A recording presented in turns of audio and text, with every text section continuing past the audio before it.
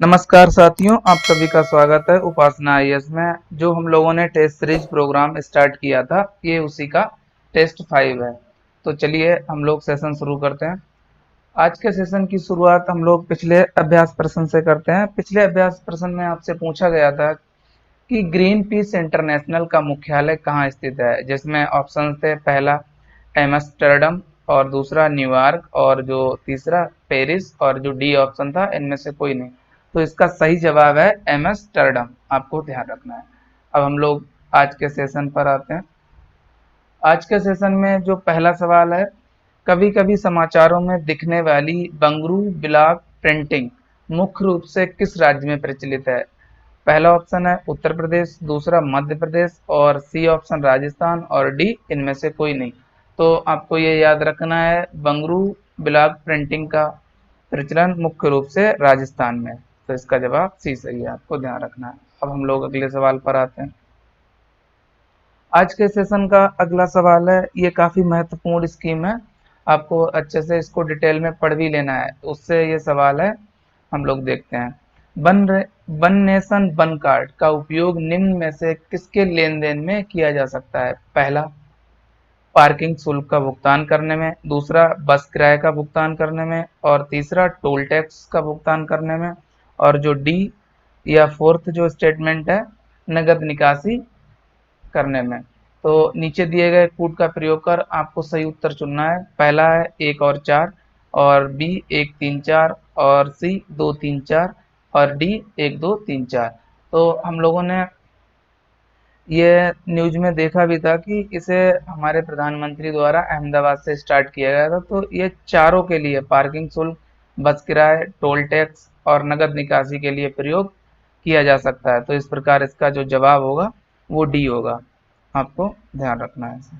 अब हम लोग अगले सवाल पर आते हैं।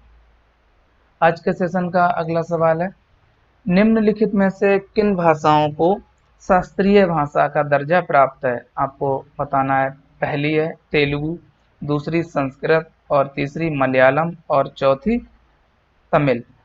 तो पुट का प्रयोग कर आपको सही उत्तर बताना है। पहला है 1 और 2, दूसरा 2 और 3 और सी 1 2 और 3 और डी 1 2 3 और 4।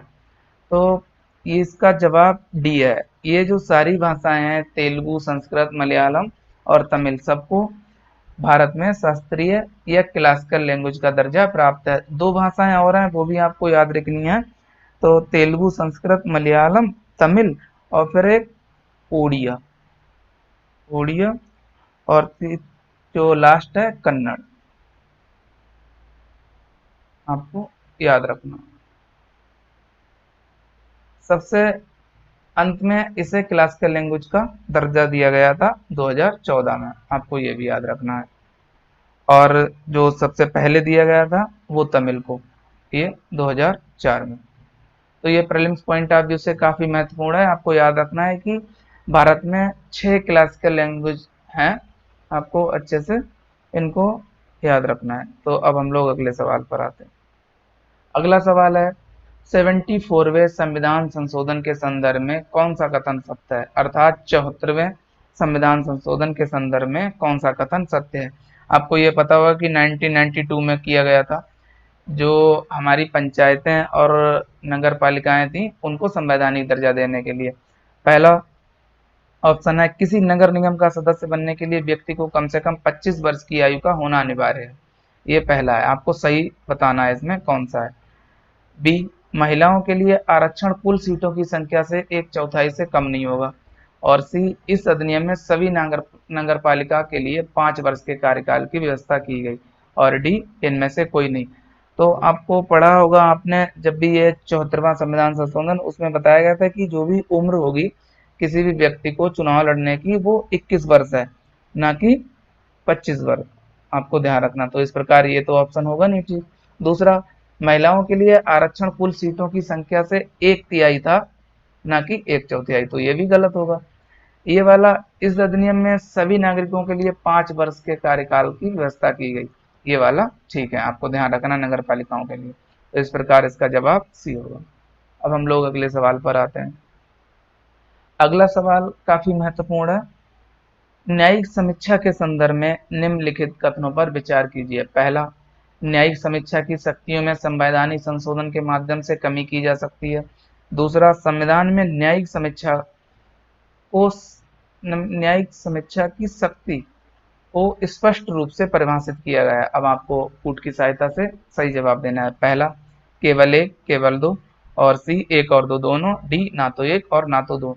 तो सबसे पहले मैं आपको बता दूं कि जो भी न्यायिक समीक्षा है, जिसको जुडिशियल रिव्यू भी कहते हैं, तो ये जो हमारा संविधान है उस उसमें इसको मौलिक ढांचा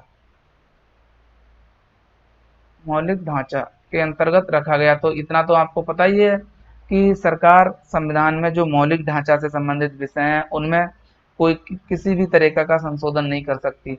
जब संशोधन नहीं कर सकती और न्यायिक समीक्षा मौलिक ढांचा के अंतर्गत आता है, तो ये वाला तो ऑप्शन होगा नहीं सही, क्योंकि संशोधन नहीं कर सकती तो उसकी शक्ति में कमी कैसे करेगी। और दूसरा, संविधान में न्यायिक समीक्षा की शक्ति को स्पष्ट रूप से परिभाषित किया गया। ये आपको पता होगा, ये अमेरिका से लिया गया कॉन्सेप्ट है, इसको संविधान में किसी भी रूप में परिभाषित नहीं किया गया। तो ये भी स्टेटमेंट सही नहीं है, तो इस प्रकार इसका जवाब आपको ध्यान रखना है, ना तो एक और ना तो दो, अर्थात डी होगा। अब हम लोग अगले सवाल पर आते हैं। अगला सवाल है, कभी कभी समाचारों में दिखने वाली 301 स्पेशल 301 रिपोर्ट किस देश से संबंधित है, आपको बतानी है ये। तो पहला ऑप्शन है रूस, और दूसरा संयुक्त राज्य अमेरिका, और सी फ्रांस, और डी इजराइल। तो इसका सही जवाब बी है। आपको थोड़ा सा मैं ये बता दे रहा हूँ, ये जो स्पेशल 301 रिपोर्ट है, ये वार्षिक रूप से जो संयुक्त राज्य व्यापार निधि, जो अमेरिका का कार्यालय है, यूएसटीआर, अर्थात जो यूनाइटेड स्टेट ट्रेड रिप्रेजेंटेटिव कार्यालय द्वारा वार्षिक रूप से तैयार की जाती है। इसका मुख्य उद्देश्य जो है बौद्धिक संपदा अधिकारों के संरक्षण और परिवर्तन की वैश्विक स्थिति की समीक्षा करना, आपको ध्यान रखना है। अब हम लोग अगले सवाल पर आते हैं। अगला सवाल है, भारत की एकमात्र त्रिसेवा कमान कहाँ स्थित है। ये फैक्चुअल क्वेश्चन है, लेकिन प्रीलिम्स पॉइंट आप जो से काफी महत्वपूर्ण है। आपको बताना है राजस्थान, दूसरा लक्षद्वीप, और सी गोवा, और डी जो ऑप्शन है अंडमान निकोबार। तो इस प्रकार इसका जवाब डी सही है। आपको ध्यान रखना है कि अंडमान और निकोबार में भारत की एकमात्र त्रिसेवा कमान स्थित है। अब हम लोग अगले सवाल पर आते हैं। आज के सेशन का 8वां सवाल है, निम्नलिखित में से डे जीरो को सही परिभाषित करता है। पहला, एक दिन जब दुनिया पर बहुत बड़ा परमाणु हमला होगा। बी, ऐसी स्थिति जब पृथ्वी से सभी गैसों का पलायन हो जाएगा, अर्थात जो पृथ्वी पर वायुमंडल है वो यहाँ से गायब हो जाएगा। और सी, ऐसी स्थिति होती है जब नलों में जल नहीं होगा। और डी, इनमें से कोई नहीं। तो इसका सही जवाब है, आपको याद रखना है, डे जीरो ऐसी स्थिति होती है जब नलों में जल नहीं होगा, अर्थात नलों से जल आना बंद हो जाएगा। तो अब हम लोग अगले सवाल पर आते हैं। अगला सवाल है, कार्बन क्वांटम डॉट का उपयोग निम्नलिखित में से क्या पता लगाने के लिए किया जाता है। पहला, मनुष्य के रक्त में कैंसर कोशिकाएं, और बी, सूर्य का तापमान मापने में, और सी, जल की शुद्धता मापने में, और डी, इनमें से कोई नहीं। तो आपको ध्यान रखना है, इसका सही जवाब ए है, मनुष्य के रक्त में कैंसर कोशिकाएं जांचने के लिए इसका उपयोग किया जा सकता है।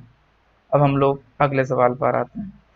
आज के सेशन का ये अंतिम सवाल है, मानव पूंजी सूचकांक रिपोर्ट किस संस्था द्वारा जारी की जाती है। तो आपको बताना है, पहला विश्व बैंक द्वारा, और डी विश्व आर्थिक मंच द्वारा, अर्थात WEF वर्ल्ड इकोनॉमिक फोरम, और सी आर्थिक सहयोग और विकास संगठन, जिसको OECD अर्थात organisation of economic cooperation development, और डी, इनमें से कोई नहीं। तो हम लोगों ने जब रिपोर्ट वाला सेशन पढ़ा था तो उसमें देखा था कि जो ह्यूमन कैपिटल इंडेक्स है, अर्थात मानव पूंजी सूचकांक, उसे वर्ल्ड बैंक द्वारा जारी किया जाता है। तो इस प्रकार इसका जवाब ए सही होगा, आपको ध्यान रखना है। तो अब हम लोग आज के अभ्यास प्रश्न पर नजर डालते हैं।